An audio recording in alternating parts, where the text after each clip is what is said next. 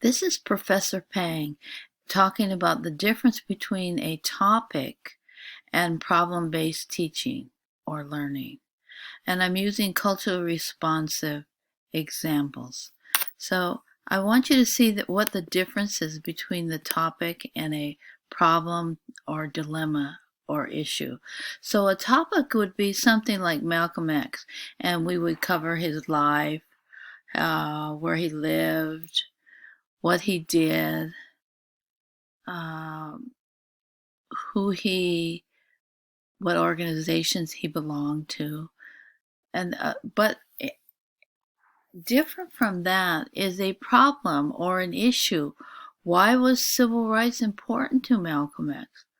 What was it about civil rights that he believed in? Do you see the difference? Not just finding information, but also analyzing information, coming up with solutions for problems. The second topic, civil rights. Maybe students list the 10 most important civil rights legislation in the United States. That is different from asking about what rights did Martin Luther King Jr., Dr. King fight for, and why did he fight for it so much? He gave his life for it. Do you see the difference? In that a problem or a question that you use for problem-based learning is open-ended.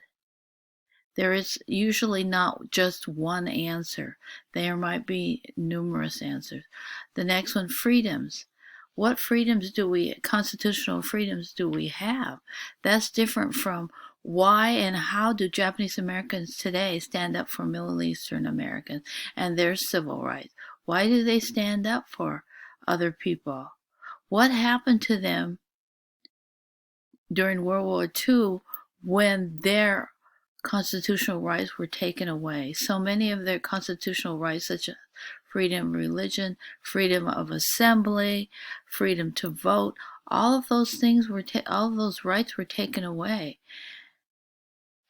when the community was placed in internment camps. Even though 2/3 of the people of the 120,000 Japanese Americans who were taken away were actual citizens of the United States.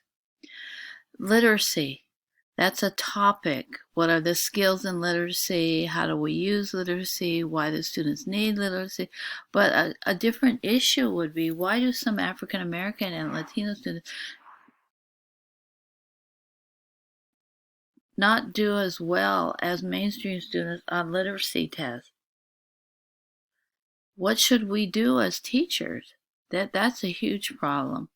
And there's many things that we can do. There's not just one. Another topic is school funding. How and why are teachers protesting recent budget cuts to school? Well, it's not just how are school funded, but why are teachers protesting? So that's the difference between a topic and a problem or issue. Then in the use of questions in critical thinking, use words such as what, how, and why. If you use questions such as, do you think that all children receive the same education, you might just answer no or yes. But what happens if you ask a question of, why don't children get the same educational experience? What are some reasons for that? Do you see the difference? Instead of ending the conversation with a yes or no, you must actually take a stand and explain your viewpoint. That's what we want children to do. That's what this class is about. Okay, thank you.